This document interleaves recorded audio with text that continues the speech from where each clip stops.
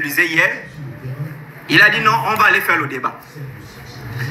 Et donc, Christopher m'a envoyé un thème. Le thème, au départ, c'était qui est Saul des temps modernes. Voilà, quelque chose comme ça. C'était ça le thème. Qui est Saul des temps modernes? Donc, le persécuteur des églises. Moi, j'ai dit à Christopher, ça, c'est pas un thème. Qui est Saul des temps modernes? Ça, c'est pas un thème. J'ai donné le thème. Le thème qui est sur l'affiche, là, c'est moi qui ai donné ce thème-là. J'ai dit, le thème, c'est le christianisme. 2 points. Doctrine amphigorique, virgule, comportement déviant et apodictisation du mal. Voici le thème que j'ai donné. Alors pourquoi doctrine amphigorique? L'amphigorisme, c'est tout ce qui est embrouillé, tout ce qui est... Voilà, donc dans le christianisme, les doctrines sont embrouillées, trop de contradictions doctrinales. Tu vas voir, dans un rayon de 1 km, il y a 10 églises.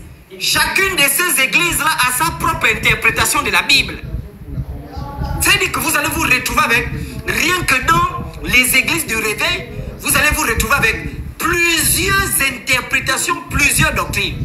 Et quelle est la conséquence de ces doctrines-là? Ça conduit les peuples qui suivent ces doctrines-là à des comportements déviants, notamment développer la haine, développer le sectarisme, développer beaucoup de comportements qui sont asociaux, et ces comportements-là vont entraîner un mal, et ce mal va devenir universel dans la société et dans le monde.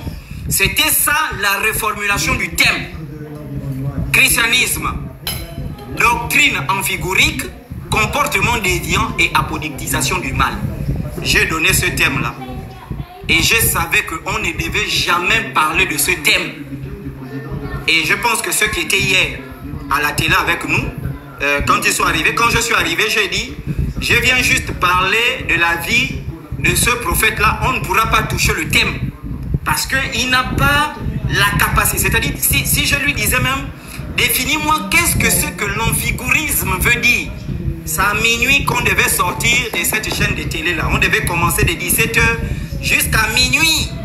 La PJ devait venir nous dire, bon, sortez, pour la définition, il faut revenir, recommencer demain. Si je demandais, c'est quoi ce qu'on appelle l'apodictisation? Ou bien c'est quoi quelque chose d'apodictique? Je vous dis que ça devait être, peut-être même jusqu'aujourd'hui, là, on devait être en train de tenter de définir.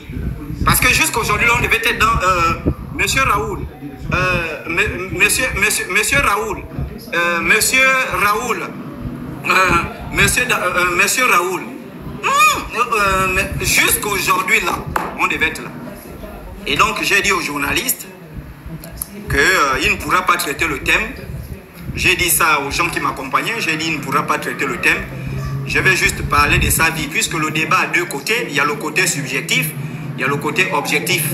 Donc le débat, moi je pense que ceux qui ont regardé à l'époque l'émission Agora au Gabon, savaient que c'était où les idées se choquent et s'entrechoquent.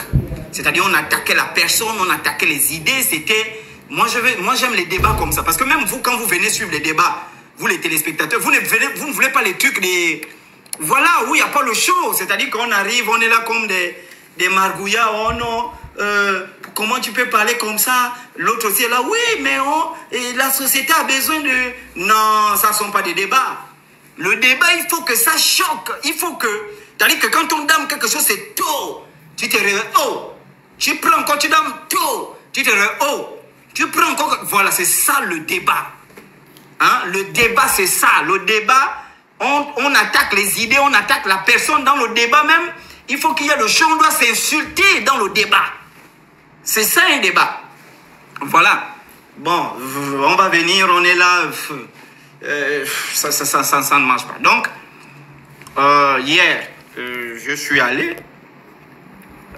J'ai reçu d'abord la plainte le matin.